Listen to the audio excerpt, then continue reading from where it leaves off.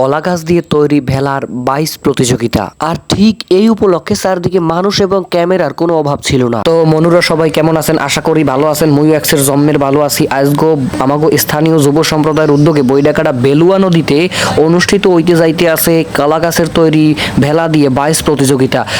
তয় এ জায়গায় তো রীতিমতো অবাক, কারণ মুই বাইস খেলা দেখতে আইছি না দর্শকদের খেলা দেখতে আইছি এই কিছু বুঝি না। চারিদিকে এত টলার এত নৌকা। তয় অনেকের এই জায়গাটা চেনার কথা, কারণ বৈডাকাটা বাসমান যে হাট মেলে শনি এবং মঙ্গলবার, ঠিক এই পয়েন্টেই কিন্তু নৌকায় ভরপুর থাকে একেবারে সকাল 5টা থেকে প্রায় 7:30 থেকে 8টা পর্যন্ত। তয় নৌকায় বাসতে বাসতে দেখা হয়ে গেল আমাকে এক বন্ধুর লগে, হে কিনা কলা গাছ দিয়া ভেলা বানাইয়া প্রস্তুত পুরো একেবারে প্রতিযোগিতার জন্য। ঠিক সামনে যোগ্য দেখতে আছেন এক গইছে বৈডাকাটা ঐতিহ্যবাহী পল্টন অর্থাৎ খেওয়াঘাট, কিন্তু মানুষের এত পরিমাণে ভিড় যেখানে ছাদে এবং উপরে অভাব নাই মানুষের। খালের এক কাল ওই মাথায় দেখতে পাইতে আছেন নৌকাগুলোরে কিন্তু সাজাইয়া বেলা তৈরি করে কিন্তু এরা প্রতিযোগিতার জন্য প্রস্তুত। কিন্তু দুঃখের বিষয় আমার ক্যামেরাজ্ঞ ভালো না হয়, ক্যামেরাটা ফাইডে যাইতে আছে।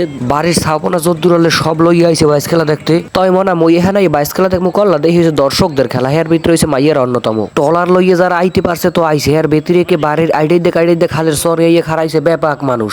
ওদিকে আমি ভিডিও করার সময় কলদি পক্ষীর গা বাসাইয়া ক্যামেরাটা বড় হে আবার মুখ চাপে ধরছে মোবাইল দিয়ে। ওরে মাবুত, এরা কারা? খালি কই মোরা বাইস দেখতে আইনি, আইছি দর্শক দেখতে। বিভিন্ন রঙের দর্শক আছে জায়গা। তয় মনা যারা এই জায়গা কালকে আইছেন তারা কিন্তু অনেক কিছু দেখতে পারছেন, আর যারা আসতে পারেন না তারা কিন্তু অনেক কিছু মিস করছেন।